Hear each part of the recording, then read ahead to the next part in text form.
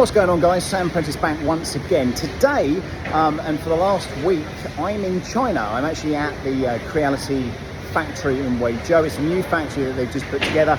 And just to show you a couple of shots here of the K1, the K1C and K1 Maxes. And the production obviously is just over here. But as we swing round, we've got V3s over there, we've got KEs.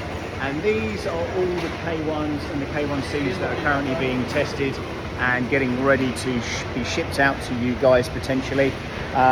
There are maybe 600 or 700 doing batch tests at the minute. So I'm here, I'm filming stuff with my YouTube channel, and once again Creailty have been very kind enough to fly me out to kind of do all this kind of crazy stuff. We have got the 10th anniversary on Tuesday as well, so I'm here for that because I'm one of the hosts. But I just thought I'd show you this brand new factory. Everybody's fresh. Lots of new people over there, lots of interest in what I'm doing. Why is this Westerner in our building filming stuff? But lots of things being tested over here. These are just K1s. The K1C element is just over there.